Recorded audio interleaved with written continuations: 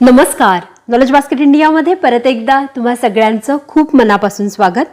आज या व्हिडिओमध्ये आपण बघणार आहोत की चंद्रग्रहणाच्या विविध आपल्या जिल्ह्यांमधून महाराष्ट्रातल्या काय वेळा आहेत, कधीपासून चंद्रग्रहण दिसणार आहे आणि तुमच्या लोकेशनवरून तुम्हाला चंद्रग्रहणाची म्हणजे कधी आपल्याला दिसणार आहे तुमच्या लोकेशनवरून त्या चंद्रग्रहणाची वेळ तुम्हाला पाहता येईल.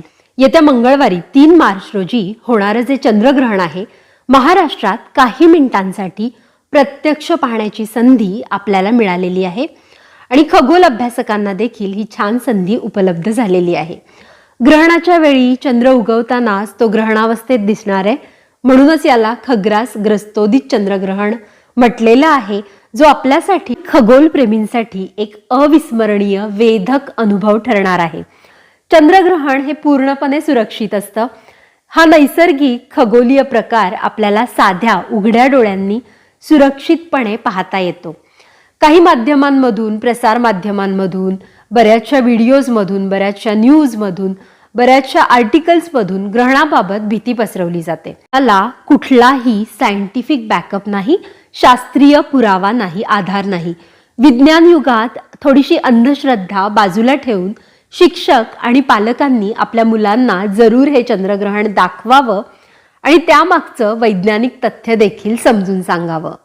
आपण या ग्रहणाची वेळ आणि महाराष्ट्रातली स्थिती बघूया. जेव्हा पृथ्वी, सूर्य आणि चंद्र यांच्या मध्ये येते तेव्हा पृथ्वीची दाटसर सावली चंद्रावर पडते आणि यावेळी चंद्रबिंब काळसर, लालसर अशा रंगाचं दिसतं. पृथ्वीच्या ज्या भागात त्यावेळी चंद्रदृश्य आकाशात असतो तेथूनच हे ग्रहण आपल्याला बघता येतं.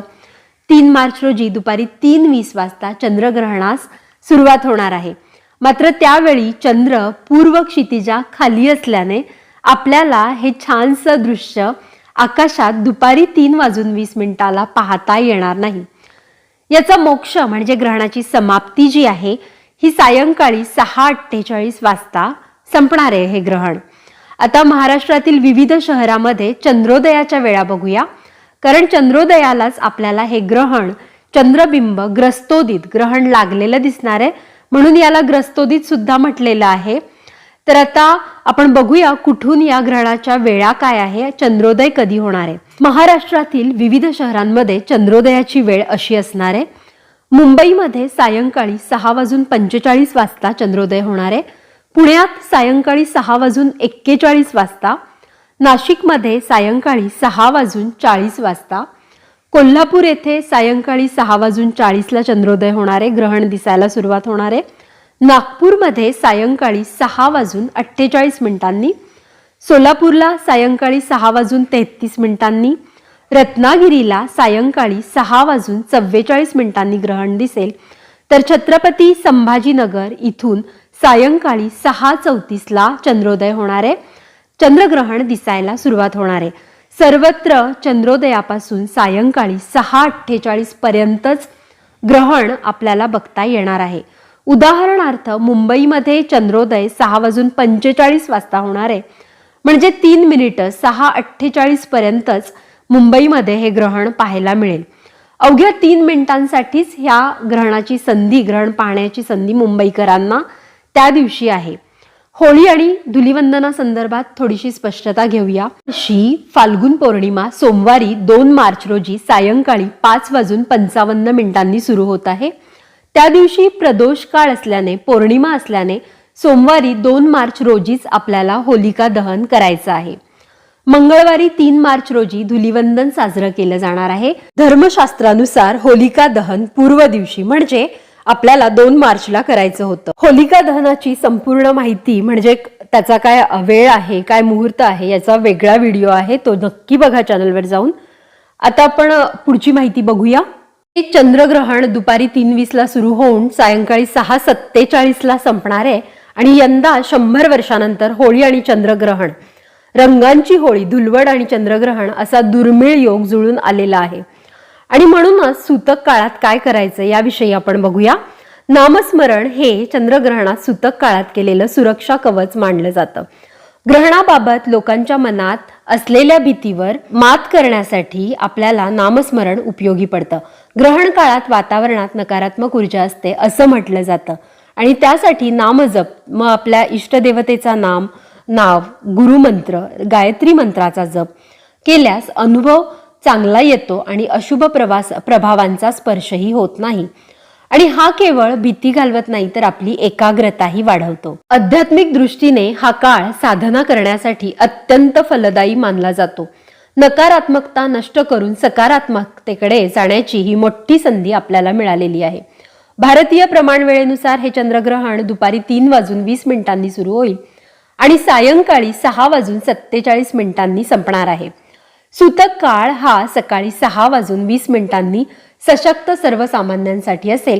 गर्भवती, अशक्त, आजारी, वृद्ध माणसं यांच्यासाठी सकाळी 11 पासून वेदकाळ सुरू होणार आहे, तर सशक्त लोकांसाठी हा वेदकाळ सकाळी 6:20 पासून ते सायंकाळी 6:47 पर्यंत राहणार आहे. ग्रहण काळात कुठल्याही अंधश्रद्धांना मान्यता नाही.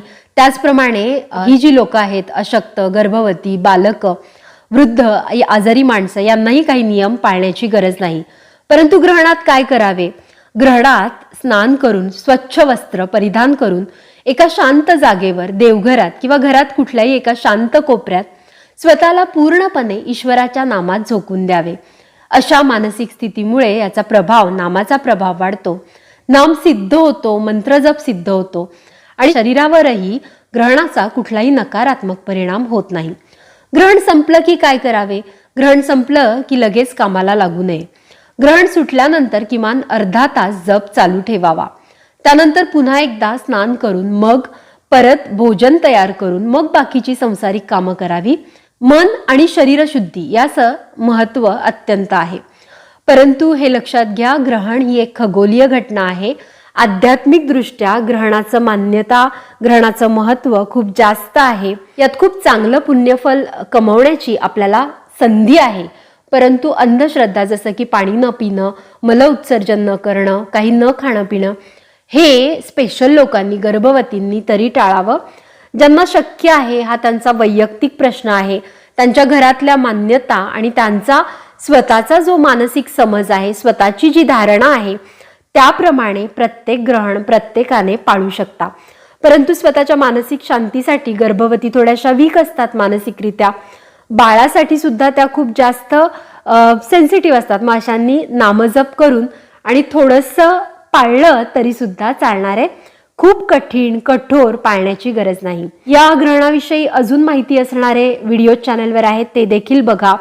प्रत्येक ठिकाणी कधी ग्रहण दिसणार आहे, तुमच्या लोकेशनवर कधी दिसणार आहे, हे तुम्ही द्रिकपंचांग.com या वेबसाईटवर जाऊन तुमचं लोकेशन इनपुट केलं तर तिथलं चंद्रग्रहणाची वेळ, तुमच्या लोकेशनची चंद्रग्रहणाची वेळ तुम्हाला तिथे दिसून जाईल. त्यामुळे प्रत्येक ठिकाणचं मला स्पेशली सांगता येणार नाही. तुम्ही त्या वेबसाईटवर जाऊन ती वेळ, तुमच्या ठिकाणची वेळ बघू शकता. आशा करते हा व्हिडिओ तुम्हाला आवडला असेल. व्हिडिओ आवडला असेल तर लाईक करा, शेअर करा आणि जास्तीत जास्त लोकांपर्यंत हा व्हिडिओ व्हॉट्सॲप ग्रुपद्वारे पोहोचवा. चॅनलला सबस्क्राईब करायला विसरू नका. थँक्यू.